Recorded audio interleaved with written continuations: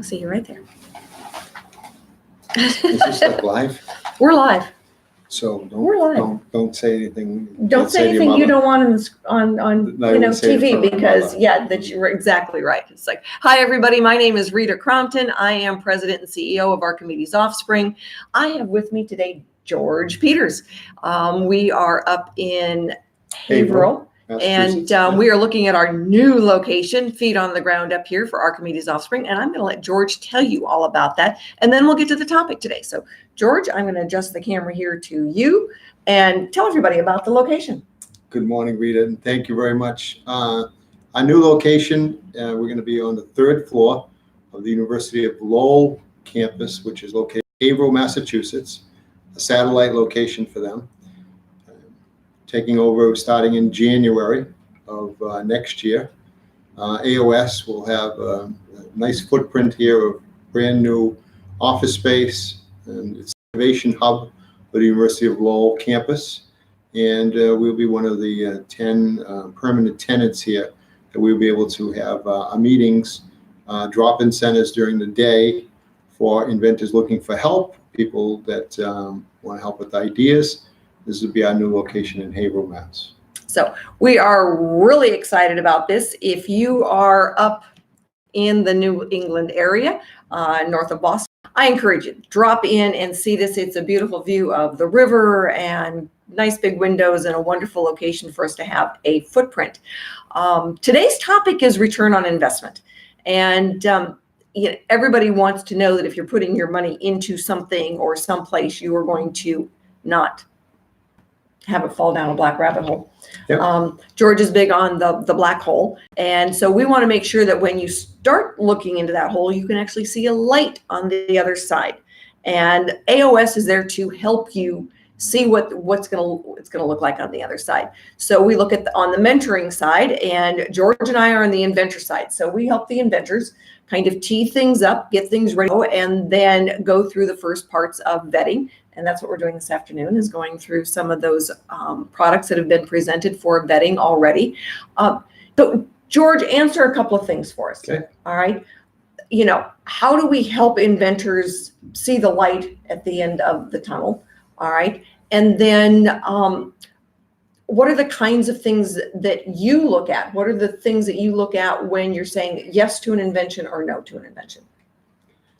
It's been my experience. I brought 3 products to market, 2 myself and 1 with my co-founder and partner and friend, Al Contarino, Kettle Pizza.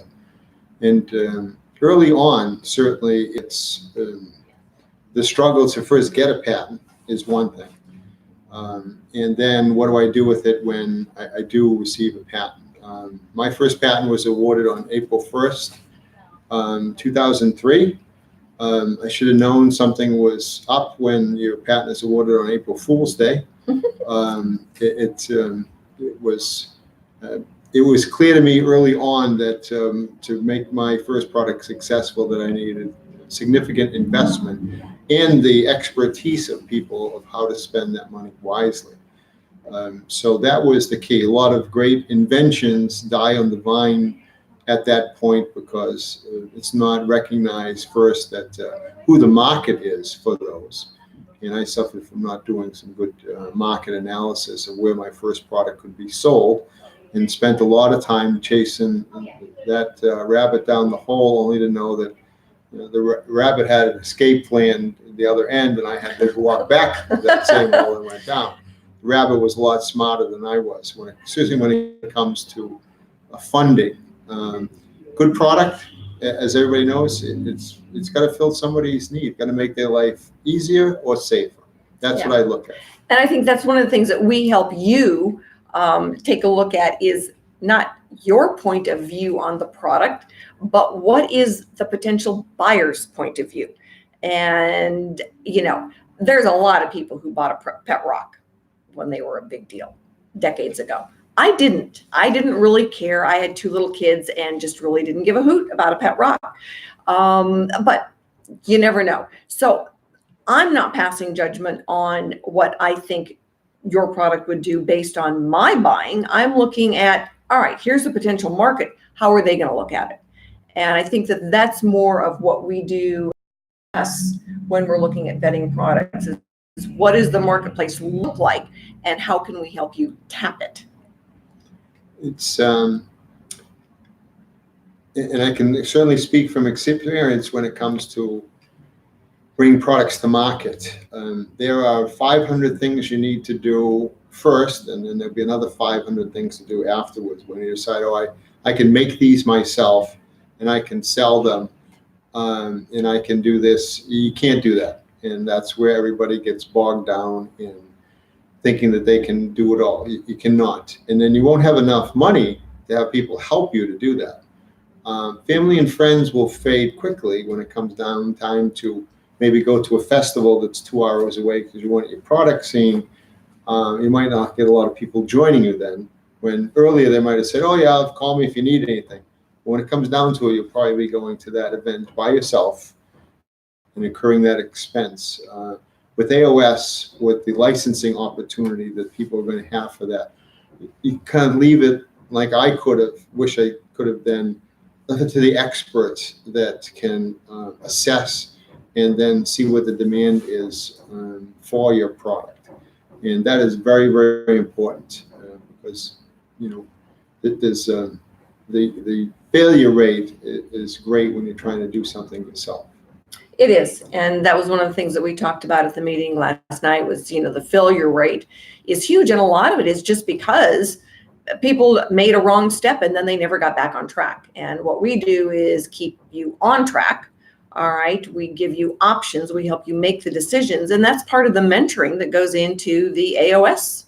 So it's exciting. Yep. We are, getting ready to start posting some of those products. So the next videos that I am doing, a couple more of them will be here in the Boston area, and then I'm headed back to Denver. But we're going to talk now about, some of the products that we're putting in, what will be posted on there as we start, making the selections and loading them onto the campaign page. We are excited because the launch is coming up here pretty darn quick. And we are always still looking for some new products. I've gotten a couple of searches back in now. People's like, I know you're vetting now, so you've got to hurry up and get this back to me. So people are excited, and we're excited to see some of the cool new products. Got a conversation with a lady today out of Florida, and she has just got the coolest new gadget. And that I don't have kids, so that's not something I would be using for my kids. I'm thinking, I need it for my husband. And no offense to my husband, it's a germ thing, and I don't want him getting sick. So it's not that can be compared to a child. It's the fact that it's a germ protector. And for him with his asthma and everything, it's a big deal. And my mother now that she's 84. So I'm thinking this little gadget that you look at to protect kids from germs, I'm protecting everybody else from germs too. So that's, I see a much bigger market than maybe had gone out of, to begin with. So we are looking forward to it. Sometimes people and I just you have a good idea, you have a good product. People say this is a good product. What I don't like new inventors saying that it's a failure on your part, that you're not trying hard enough. You just feel a lack of time, lack of money. And that could be a very good product if it's left to people who can professionally package it and get it into the right markets. The inventor gets something for it and can get on to the next idea, right, or get on to the part of their life that they will enjoy. I know I spent a lot of time that I should have been with my family and doing other things with them when I was trying to chase those rabbits down the hole. Yeah, I've got a lady now, I can't even remember what part of the country she's in, but she's 73 and she's selling her product on Amazon and she's manufacturing them, and she goes, I've got 2 more ideas I want to get done before I can't do anymore. So I need some help. And she wants to license that product and get it out. She goes, I can still make them if somebody else will sell them because I've got 2 other ideas that I'm hot to trot to get done. So anyway, we are excited. We've got a new location, feet on the ground here in Haverhill, Mass. Haverhill, Mass. At the University of Massachusetts campus in Haverhill. We're also going to have hours during the day so people can drop in and talk to me. We're 30 miles north of Boston, right off Route 495 and 93 in what's called the Merrimack Valley area. 2 Harbor Place is the address of the campus here. And we're looking forward to kicking it off in January. Yes, and we are going to be here in January as well, and it'll probably be freezing cold. Yeah, yes. So it tickets definitely are will. always cheap to Boston Yeah. in January. So Uh, thank you everybody for tuning in, and I will be talking to you tomorrow afternoon, and we'll do a little bit more on return on investment on Monday when we're talking about leveraging.